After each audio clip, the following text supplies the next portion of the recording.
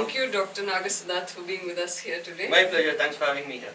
Dr. Naga Siddharth is the head HR at IIMBX Digital Learning Foundation. Yes. CHRO at TriCog, CHRO at Innoverse Government of Karnataka. Thank you for taking time out of this clearly busy schedule to spend some time with us. My pleasure. Thanks for having me here. Those three things are some of the things that I do. I do quite a few things other than that.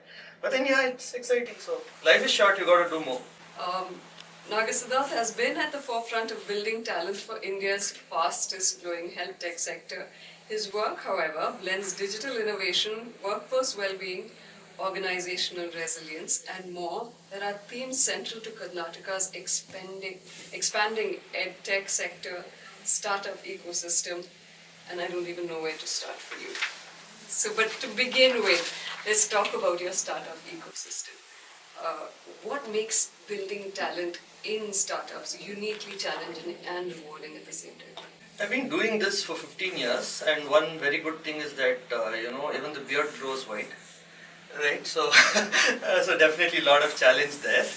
On a more serious note, see, startups for some reason in India are filled with youngsters, and hence generational management comes. Startups are fast, right? So I often talk about the fact that the growth of a startup is very different from the growth of a company in an industry that's very well set, right? If you take retail. The kind of growth that the way the organization develops is very different from a startup. It's like getting a pony, a little horse, and then the horse grows up. But right over those 4 or 5 years, the horse looks like a horse. You can make out, okay, this is going to become a horse, right? But in a startup, let's say health tech, right? It starts off as an egg. It's the analogy of a butterfly's life cycle, right? It starts off as an egg, it's a caterpillar, then it's a pupa, it's a larvae, whatever else. And then suddenly one day there's a butterfly. So at each of these phases of growth, the structure, the nature, and what runs the startup are very different. So if you're going to look at building talent for startups, you've got to constantly remember that the talent that you need today may not be the talent that you need tomorrow. Right? And that's where fantastic founders are great fun to work with. They also understand this. And I figured out that founders who are not first-time founders, but typically failed founders, okay, or founders who come from a family business, they're extremely different people to work with because they've kind of gone through the grind either vicariously or in their first run-in with the startup ecosystem. But that's a very interesting thing. If you were to take, let's say, health tech, and you got to build out a company, health tech means that talent's got to be at the intersection of 3 things, right? You need people who understand clinician workflows, clinical workflows. You need people who understand tech, and then you need people who understand human behavior, because if you're creating something, right? I was talking to a friend who said he'd bought this ECG monitor that had a really large ECG display, and they used it for home ECG monitoring. And the patients were really scared. They said, I don't do ECGs so often, right? You want me to do it once a week. I used to do it once a year. So human behavior is super important, right? So not just understanding clinical outcomes, not just understanding tech, but also understanding what is that patient going to do, right? So it's multiple strokes. I think talking very about different folks. Health tech talent, I think Karnataka has a fantastically structural advantage. What do you think gives us that in the health tech sector? I wouldn't actually limit it to health tech. I'd say Karnataka has a fantastic advantage. And yeah, you can call me biased. I'm totally a Bangalore boy. Studied in East Bangalore, grew up in Central Bangalore, and then graduated in South Bangalore. So I'm born in South Bangalore. So yeah, call me biased, but then that's what you get. I think firstly, the kind of, it's always about a context, right?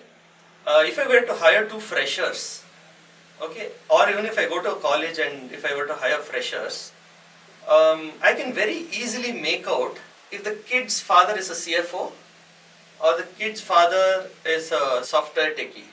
Okay, because as human beings, and Carl Jung has talked about this, conditioning happens because of the context one is in, right? So context matters. It's not only for human beings, it's also for industry. Right from the 1995 kind of time frame, we had Infosys of the world, the Wipros of the world coming out of Bangalore.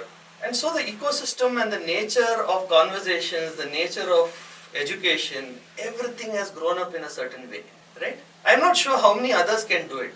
It's not like, this is like a very beautiful, organically grown company, right?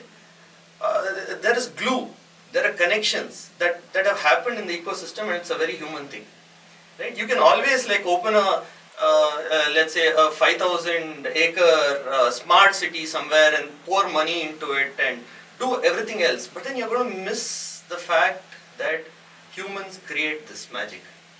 And Bangalore has been doing this for a long time. So there have been people who have been coming here and settling down, and they've been adding to the magic.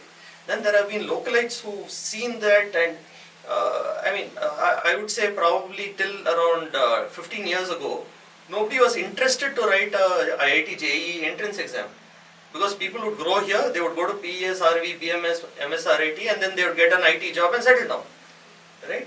Similarly for IAS and IPS jobs, right? And I think the beauty of Karnataka actually is that it's spread, so you've now got Hubli, Dharwad, Mysore as well, where you have a larger ecosystem of kids who are studying there and who also get employed there. So you've got a lot of homegrown talent. Now I'm going to just shift. So if there's a very large fire, the heat is going to be felt everywhere. Right. The good thing is we've been able to nurture Bangalore without the fire of the climate, right? So but then Bangalore has been growing. You have Hubli, Dharwad that's been growing. Yeah, I think the next 5 to 10 years, where the second level growing cities are actually going to do much better. It's going to be interesting to see where that takes us as well. I'm just going to shift our conversation a little bit and go into the more generic concept of digital wellness, which I'm sure you have a lot to say on. How is employee wellness evolving in the age of telemedicine and AI? And I'm fairly certain you have a lot to speak on it. So you don't want me to talk so much? So yeah, good. I remember this thing by Martin Seligman. He was interviewed by someone brilliant like you, and the person was very subtly telling him, "Sir, just one word. What's the state of psychology in the world?" He said, "Good." Okay, one word. So she said, "No, 2 words. He said, "Not good." And she said, this is getting into some place, and she said, "Little more." He said, "Not good." Right? So I'll nudge my space around to talk. So your question was around employee wellness. Yes. So when you said digital wellness, I thought it was about computer wellness. So in an age where we're talking about telemedicine. Yes, absolutely. So if you see, there are tech startups in Bangalore. Tricog, for example, I work with them for lengthy periods of time. Let's not only talk about folks who are in great offices, right? Telemedicine takes health, wellness, and saving lives to people who are out there in the field. I know a great sales leader who says, the difference between your team and my team is your team is 24 degrees, my team is 42 degrees. I can't get more real than that. So how do we take care of health for employees? Let's say there is a large construction project happening somewhere between Bangalore and Hubli, right? How do we ensure that each of those human beings and their lives are taken care of, and telemedicine is changing that drastically, because we all know that everyone wants a good life. So you'll have the best doctors in cities of Bangalore, Mysore, and so on. Then it doesn't mean their expertise needs to be contained to those cities, right? So someone in the highway or a village by the highway should also be able to get that, and I think that is changing. Tricog has this nice device where just with your 10 fingers you're able to take a simple single lead ECG, and that is able to use AI and algorithms to figure out 400 plus heart conditions, right? So if every company is going to have this, and people kind of normalize the entire thing of checking for their own health, and the sampling is faster, I'm sure many more lives are going to be changed.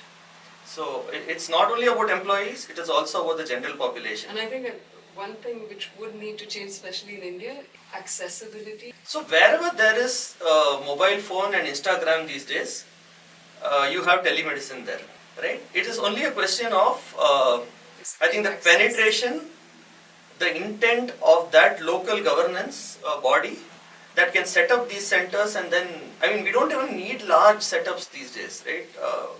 The microprocessors are growing so well that you just need a mobile phone and some transducers and you're in business. I'm going to totally change the whole thing, but I'd like with one last question. Sure. And we're talking about leadership resilience at this point, because you've obviously got a vast experience of leadership across various sectors.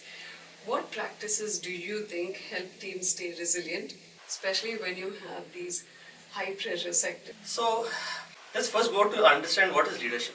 Leadership is all about getting things, results through others, right? So there are two ways that results can happen, either willingly or unwillingly, right? So my latest book here is about doing more willingly, right? It's called discretionary effort. And how do I mean, if you and I were to start a small little cafe, right? What would we want our, let's say, bunch of 10 employees to do? We'd want them to come to office every day and do more willingly, right?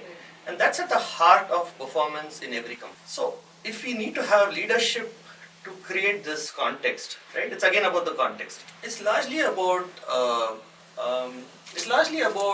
number one, do I have leaders who are self-aware? Do those leaders appreciate that employees are also self-aware, especially the next generation? And hence the leadership style, typically number one is the leadership style, right? It's got to move from telling to asking. You know, if every manager is able to go and say, hey, what's the trouble, right? And how do you think we've got to solve this? That's going to help. The second piece is around authentic humility, right? If managers walk around believing that they have answers to everything, that's a very slippery slope, especially with the kind of AI and everything else there. Your team member might be more qualified than you to kind of get things done better, faster, quicker, right? So managers who are able to go out there and say, okay, let's figure out the answers, I think that helps build resilience. And leadership and resilience are pretty much like water, right? They flow from the top. Right. So there's no way that you can. The CEO says, I'm going to be the same person I have been for the last 50 years and then my middle managers will change. No, it doesn't happen. So it starts at the top. I think we're going to use that analogy a lot more. Leadership is like water. Fantastic. Copyrighted. Thank you so much for your time. Thank you Lovely so much. talking. Thank you so much. Thank you.